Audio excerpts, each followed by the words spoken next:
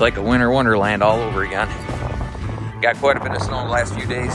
Lots of wind. Wind chill is probably in the negatives right now. My hands are already numb. I got a big drift here, probably 3 foot tall. Other spots, I got bare gravel. This may be the very last plowing video of the season because I don't think we're supposed to be getting any more snow. So I figured I'd make this last video. I haven't really tested out the stack pipe since I did it. I haven't really done much work with the tractor, so this ought to be a good test for the stack pipe. Oh, it is cold out, man. It is cold. I'll get this thing fired up. I'm gonna have to let this thing warm up for a while. It's gonna take a little bit to get them fluids warmed up in the transmission and the hydraulics, so I can't wait to see what kind of racket this thing makes because it's not gonna be happy. No block heater. I never did buy that block heater this year.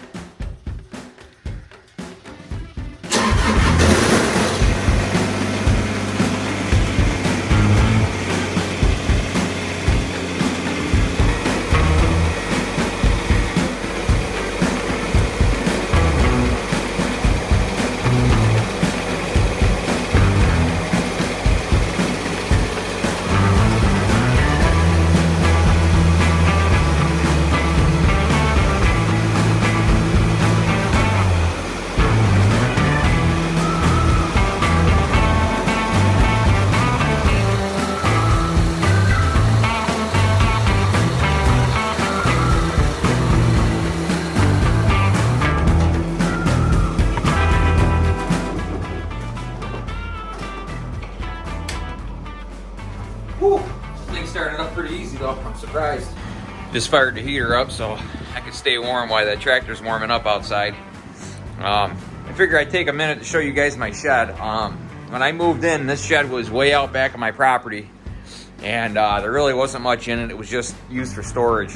I had nowhere to keep my tractor at the time, and actually last winter my tractor sat outside all year. So after I moved in, shortly after, I came up with the plan that I'm gonna move the shed up front. Because the problem is it stays so wet out back that, in the wintertime and even in the spring, fall, and winter, I pretty much couldn't go back there to get to the shed without making ruts. So my plan was to bring it up here so that I could actually utilize the shed. And if I needed a tool, I didn't have to trudge through a bunch of mud in the springtime to go grab a tool or whatever. And I already had lots of tools, so it just made sense to have it up here. So the first thing I did was I fixed this door. This door used to swing inward.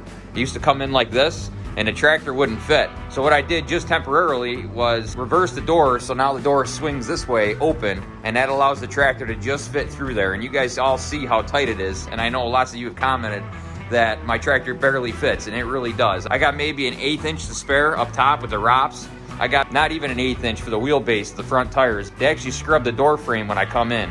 In the spring, I'm gonna open this door up. I'm gonna come over a stud. So I'm gonna come over to this stud here, and I'm gonna come over to this stud here. So the door will actually be, this size here. So I'm gonna have another couple feet, and that's gonna help a lot.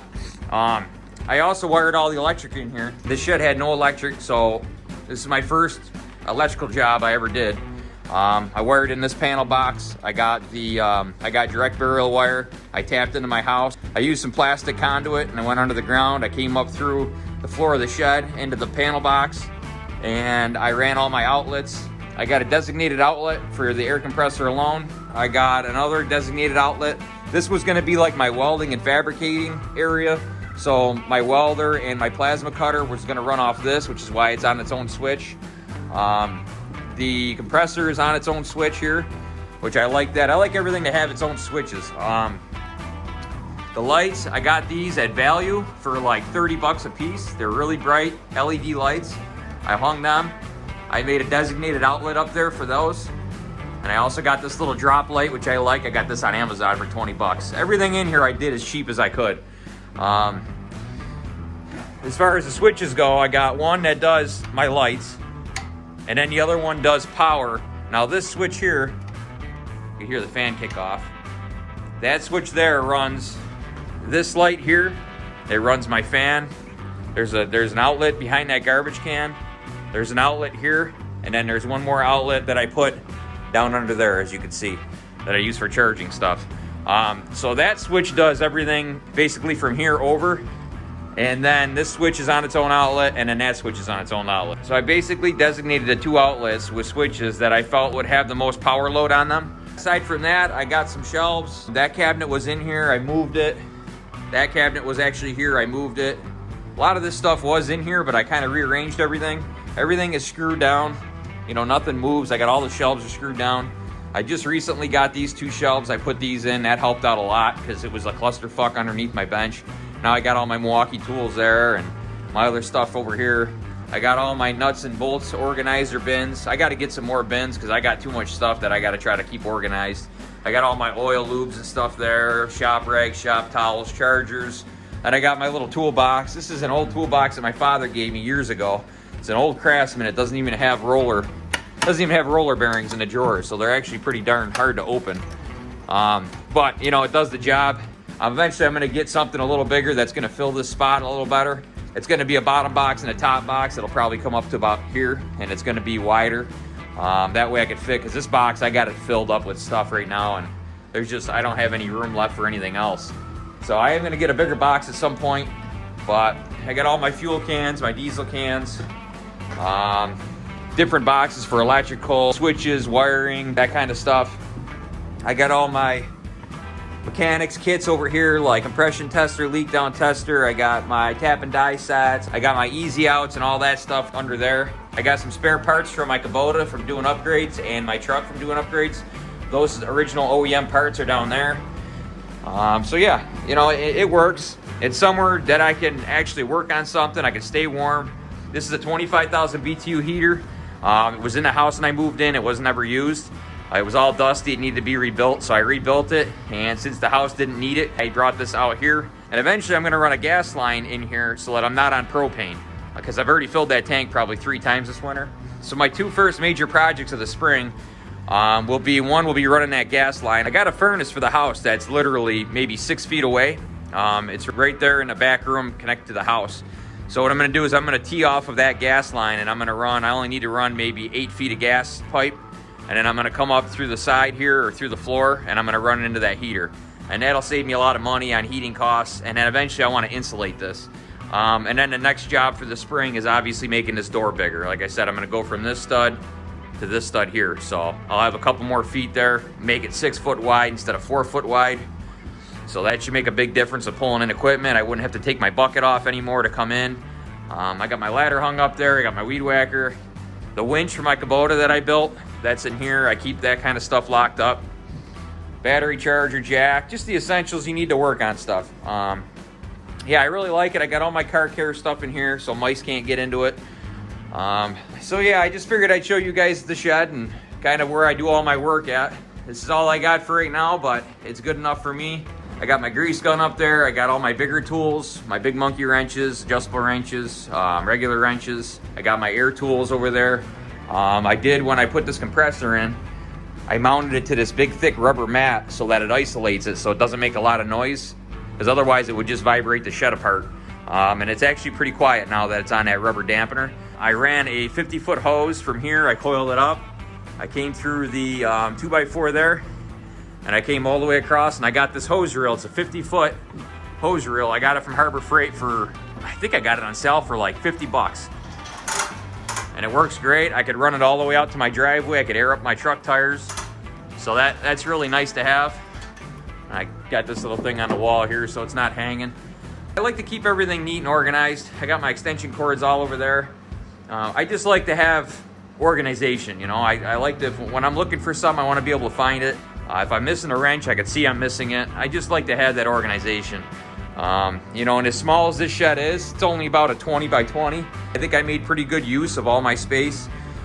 You know, the shelves helped out a lot, and hanging stuff on the walls, that helped out a lot, my chains and all that.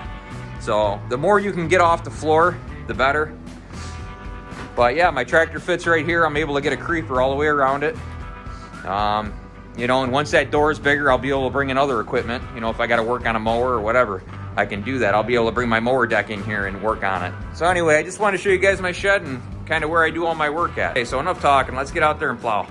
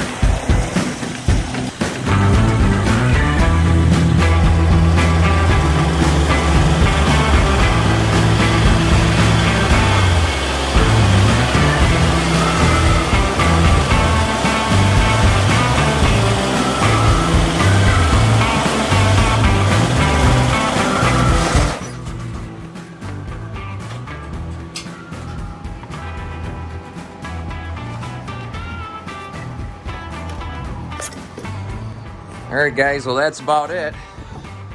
Hopefully that'll be the last time I got to plow this year. I think it's supposed to warm up next week, so that's good. They're talking 40s and 50s, so all the snow should melt. Can finally get my driveway back cleaned up. Things looking nice around here.